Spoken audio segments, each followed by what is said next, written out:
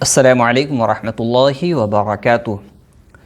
الحمد للہ وکفی وسلام علی عبادہ الذین اصطفیٰ، اما بعد۔ حضرات گرامی قدر، رمضان کا مقدس مہینہ اپنی برکتوں کو لے کر، رحمتوں کو لے کر اور مغفرتوں کو لے کر کے ہمارے درمیان آنے والا ہے۔ اس کا ہم استقبال کیسے کریں، اس پر کچھ اہم باتیں اور کچھ ضروری باتیں آپ کی خدمت میں کرنے جا رہا ہوں۔ اللہ پاک سے دعا ہے مجھے آپ کو عمل کی توفیق عطا فرمائے۔ حضرات گرامی قدر، قرآن کریم کے اندر اللہ رب العزت ارشاد فرماتے ہیں، یا ایھا الذین آمنوا کتب علیکم الصیام کما کتب علی الذین من قبلکم لعلکم تتقون۔ اے ایمان والو، تم پر روزے فرض کیے گئے جیسا کہ پہلی امتوں پر فرض کیے گئے تھے، لعلکم تتقون، تاکہ تمہارے اندر تقوی اور پرہیزگاری آ جائے، یعنی اللہ کا ڈر نصیب ہو جائے۔ تو رمضان کا مقدس مہینہ اس لیے ہے تاکہ ہم پرہیزگار بن جائے۔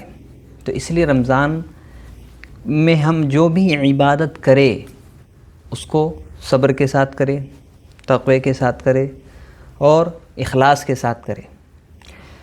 نماز تراویح پڑھ رہے اخلاص کے ساتھ پڑھے، روزے رکھ رہے بشاشت کے ساتھ رکھے، خوشی کے ساتھ، بوجھ نہ سمجھے اپنے اوپر، کیونکہ روزے کا مقصد ہی اللہ کا ڈر نصیب ہونا ہے نا، لعلکم تتقون، پرہیزگاری آنا ہے۔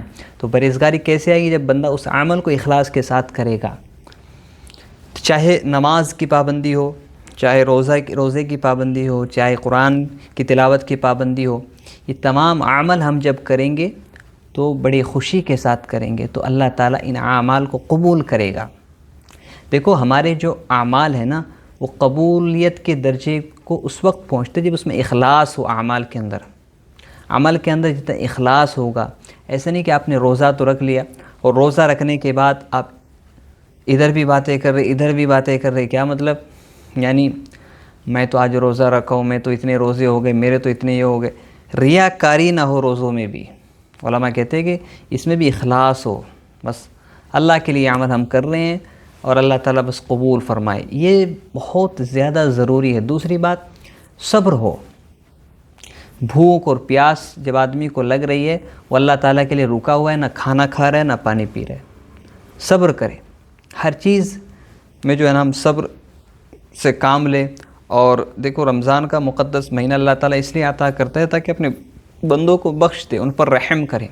مغفرتیں ہیں، رحمتیں ہیں۔ پہلا عشرہ رحمت، دوسرا عشرہ مغفرت، تیسرا عشرہ آگ سے خلاصی۔ اور ایک اہم بات جو آخری میں کرنے جا رہا ہوں، آپ اس میں شب قدر کو تلاش کریں۔ اس کے لیے اعتکاف کی جو ہے نا نیت اور ارادے کریں کہ ہم آخری 10 دن کا اعتکاف کریں گے، جو کہ سنت مؤکدہ ہے۔ اللہ تعالیٰ سے دعا ہے مجھے اور آپ کو رمضان المبارک کی قدر کرنے کی توفیق عطا فرمائے۔ اور رمضان میں 5 کام ضروری کرے۔ نمبر 1، اپنے گھر والوں کا خیال کرے۔ کیا مطلب؟ سحری افطاری کا انتظام کرنے میں ان کی جو ہے نا خدمت کرے۔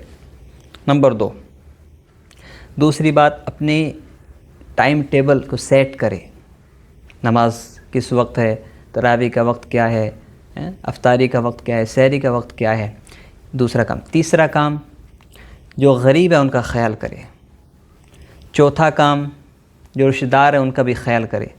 پانچواں کام، جو ہماری خدمت کر رہے علماء ہے، کیا مطلب؟